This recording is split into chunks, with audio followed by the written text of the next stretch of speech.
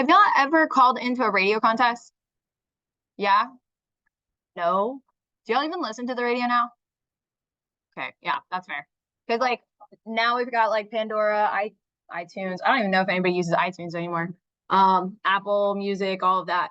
But there used to be like contests that you could call in, you could win a certain amount. There still are.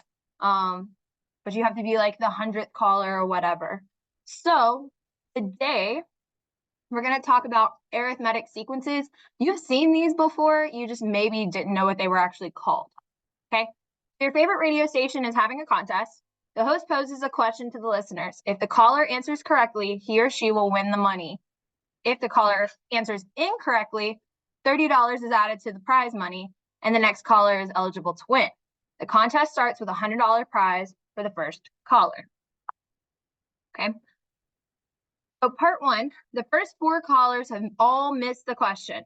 How much money is worth the 5th caller eligible to win? Okay, so on your paper, it should say this. It says part 1, and this is that first question. I want you to kind of talk at your table for a couple minutes and see how many of these you can kind of answer as a group. Okay, so go ahead and take a couple minutes. You're working with the people at your table. All right, so if caller number one answers, how much money are they gonna make? $100, right? Because nobody's gotten it wrong, right? What about caller number 2? 130, because that means that caller number 1 got it wrong, right? What about caller number 3? And then what about caller number 4? And what about caller number 5? Does everybody see how I got that? So first person who calls, nobody's gotten it wrong, they win $100. But every time after somebody misses it, we got $30 being added to the bank, right? Everybody see it? Okay. So again, you're completing the rest of part 1. Okay, so that next question is asking about the 12th caller. And then I want you to try to write a formula for this. The formula for this is going to look very similar to what we've talked about previously with the whole y equals mx plus b. Yeah, it might be a little different, but I want you to try it. It should work for all of these numbers. When you create this equation, it should work for all of these numbers. Okay, go ahead and take them all. What was the equation that y'all came up with? Y equals 30x plus 100. All right, so let's check and make sure it works, right? You told me that if the first person calls in, they're going to get $100, right? So that means I'm going to plug in 1 into this equation, right? So 30 times 1 plus 100, that gives me 130. Is that what you're supposed to get? So how would we go about changing this so that it would work?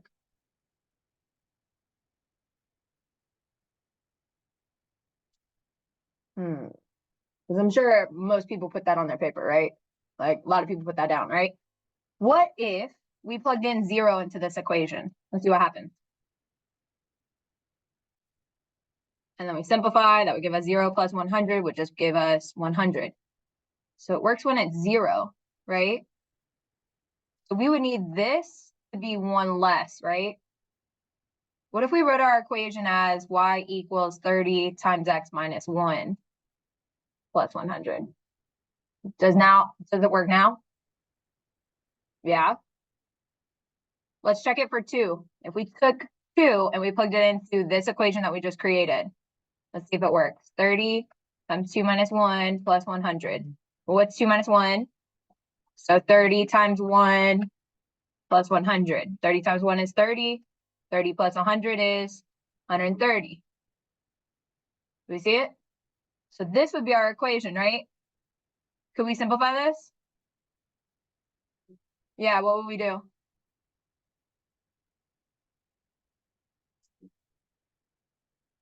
Just take out the 1.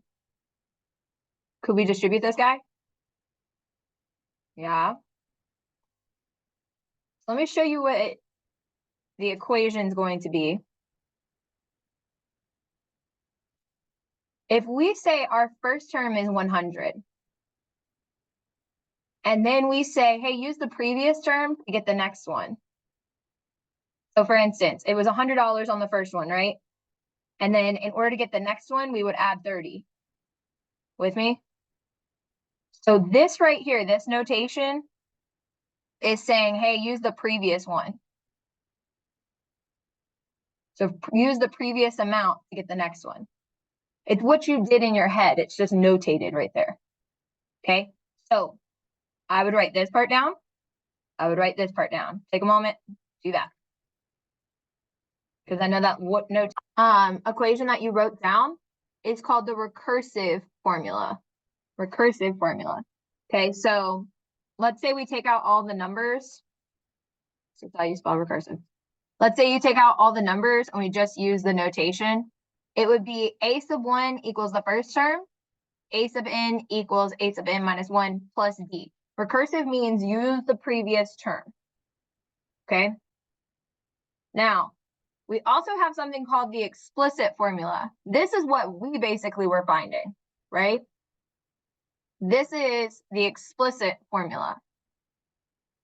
Explicit formula. So E-X-P-L-I-C-I-T. Okay. I would make sure that I write this one down because this one is the one that we're going to use. The a sub 1 means first term. D means the common difference. Okay. So then take a moment, make sure that you have that down, and we're working on that part. Okay. So I always hate when we do those types of things because like you're kind of like, what exactly was I supposed to get from it? So today we're going to talk about arithmetic sequences. Again, you've seen these before, you just didn't know what they were called. Okay. So an arithmetic sequence is a list of numbers whose terms all differ by the same number. Okay. So the formula right here has a sub n equals a sub 1 plus n minus 1 times d. This is the explicit formula. And there's two different types, so you need to make sure that you know the difference. Okay, so here's an example of it. This list right here, we got -2, 1, 4, 7, 10. What are they going up by? So from 1 to 4, what are we going up by? 3. From 4 to 7, how much are we going up by? 3. Okay, so we're consistently adding 3 each time, right? Now down here, we got 9 to 7.5. How much are we going down by? -1.5, right? And then how much are we going down by for the next one? -1.5. So you can either add or you can subtract the common difference.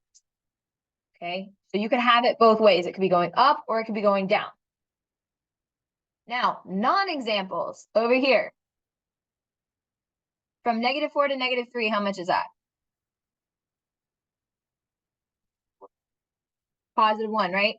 From -3 to -1, how much is that? From -1 to 2, how much is that? From 2 to 6. Okay, so notice how this number is not the same. It has to be the same every single time. If it's one off on one time, it is not an arithmetic sequence. Okay?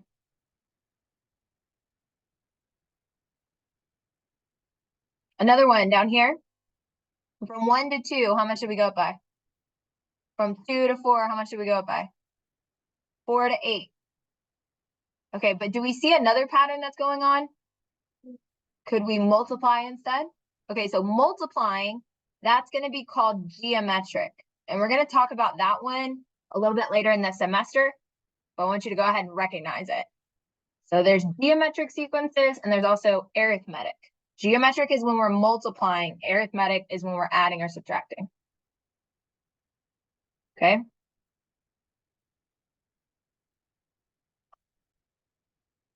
Okay. So explain why -4, -3, -1, 2, 6 is given as a non-example of the arithmetic sequence. What's the reason?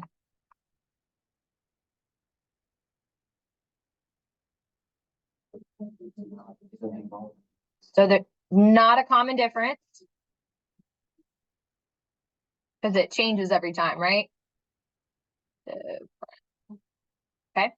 Explain why 1, 2, 4, 8, 16 is a non-example. Because we're multiplying. So since it's multiplying, it's going to be a geometric, right? Give an example of an arithmetic sequence whose common difference is 5. What did I come up with? Go ahead. That works. 5, 10, 15, 20, 25, and etc. Okay. Find the common difference in the next 3 terms of this sequence. So we went from 8, 7.5, 7, 6.5, 6. What would be the next term? What are we going down by each time? We're going down by a half. Okay, so from 6 minus a half, what would that give me? 5.5 or 5.5. And then 5.5 minus 0.5 would be 5. And then 5 minus 0.5 would be 4.5, right? And the common difference you told me was minus 0.5. Good? Questions? Okay, so on this one, what we're going to do is we're going to use the explicit form, and we're going to solve for the 25th term and the 18th term. Okay, so on here, we're going to write the explicit formula down. So we get a sub n equals a sub 1 plus d times n minus 1. And you can put this on the front or the back, however much space you need. So we first have to identify what our first term is. What's our first term in the sequence? What's the first one listed?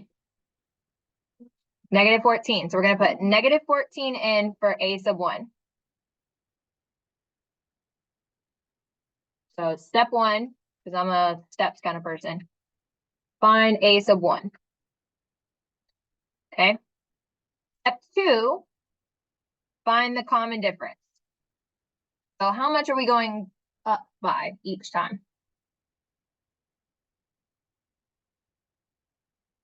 I know nobody likes negative numbers, so let me help you out. 4 to 10 is 6, right? And negative 2 to 4 is 6. And negative 14 to negative 8 is 6. So our common difference is 6. We're going to plug 6 in for D. Now here's the tricky part that everybody always forgets. They're asking for the 25th term. So for N, we're going to plug in 25.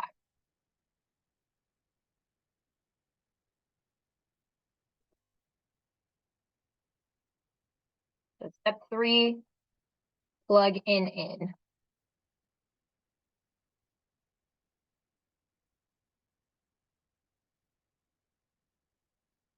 And again, we're trying to find the 25th term. So we plug in 25 for this N up here. And now all we do is we plug this into our calculator. So go into Desmos, or we go into our yellow calculator, and we type it in. So we get negative 14 plus 6 times 25 minus 1. And that gave us 130. That gave us 130. So a sub 25 is 130. Okay. Can you set up the next one? All right, so let's check your work. Okay, so we're going down by negative 2. So what you got? Okay, and that happens for the entire thing. You always want to check that, because like on the EOC or even on the SAT, they always try to trip you up on that. Our first term is 122. Our common difference is negative 2. We're trying to find the 18th term. So we're going to plug in 18. And then we're going to go into Desmos and we're going to type that in. So we got 122 minus 2 times 18 minus 1. I got 88. So what you got? Yeah. So a sub 18 is equal to 88. I don't want you to get tripped up by this notation. This right here is just saying, hey, look at the 18th term. That's all it's saying. Nothing fancy. Cool. Okay, on the next 4, you're determining whether or not it's an arithmetic sequence. It has to have a common difference for all of the terms. And then I want you to find the next 3 terms. So basically, I want you to find the common difference and then figure out what the next 3 terms would be. So like on this problem, it would have been 112, 110, 108. Cool? Can you try those 4? Okay, so this is what I got. The first one, the common difference was 3. And then you would go 2, 5, 8. The next one is 1.5 for the common difference. And I got 6, 7.5, 9. The third one I got no, because it's not consistently going up. The next one I got yes, and it's negative 0.5, and then negative 22, negative 22.5, and negative 23. You got to make sure that if it's going down, you include that negative. Okay. Questions of that? I see a lot of writing. Did we just not get to the last one? Okay. Okay. So you did 5, 7, and 9. And so a sub 1 was 0. The common difference was negative 4. And then we were trying to find the 28th term. What'd you get for that number? Negative 116. Everybody else agree? Okay, again, when you write this out, I really want you to get comfortable with this a sub 28. Okay. All right, on 37, okay, I would have had negative 3 as my first one, 2.8 is the common difference, and we're trying to find the 37th term. When you plug this in, what'd you get? 97 point what?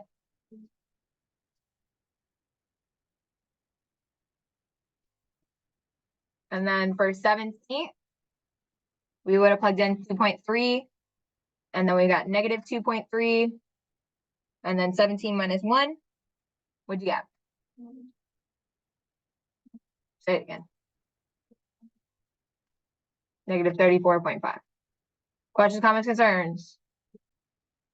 Now, let's put this in context. So we got a movie rental club, and it charges $4.94 for the first month's rental. The club charges $18.95 for each additional month. How much is the total cost for 1 year? So how would we go about solving this? Well, what's our initial cost? $4.95, so that's going to be our first month, right? And then how much is it going up by each time?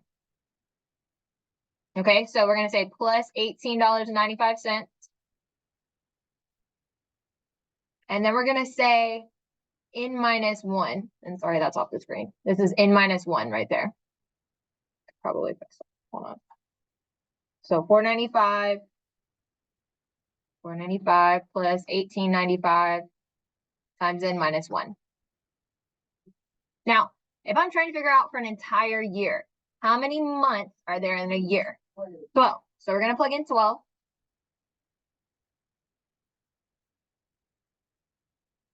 And then we're going to go into our calculator and we're going to type it in.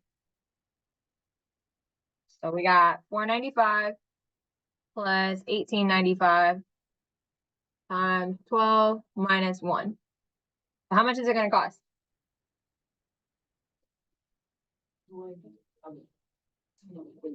$213.40, right?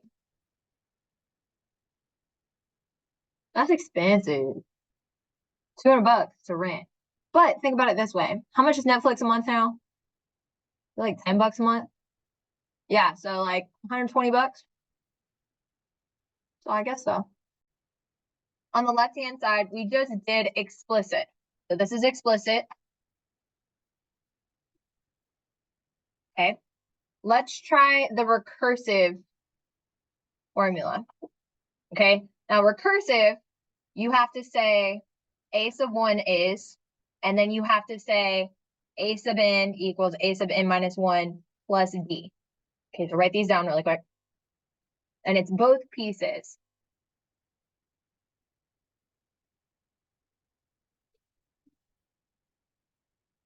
Okay, so here's how this works. On number 6, we see that our first term is 2. Right? Well, in order to get the next term, I have to use the previous term. And so what I mean by that is, let's say that I'm trying to find the second term. I have to use the first term and then add what the common difference is. And the common difference is 1.5. So what's 2 plus 1.5? 3.5, right? And that's what it says right here. That's what the next term would be. If I use the recursive formula, it takes a lot longer to get to the 15th term. Because in order to get to the 15th term, I would have to sit here and I would have to add 1.5 over and over again until I get to the 15th term. Does that make sense? Okay, it's not useful unless we're dealing with, like, you know, the first 5 terms. Okay, I just need you to understand this notation, that this is different from the explicit formula. Okay, so number 2, if he earned 240 the first week, 350 the next week, 460 the third week, and so on, how much did he earn the 15th week?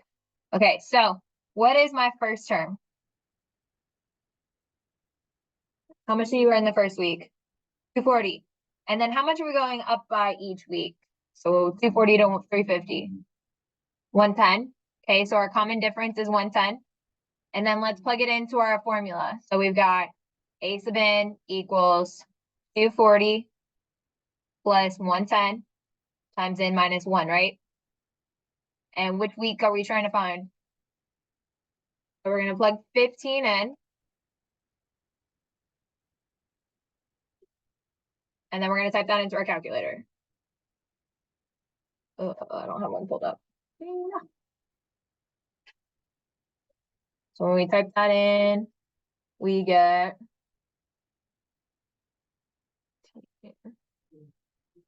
1,780. Is that what y'all got?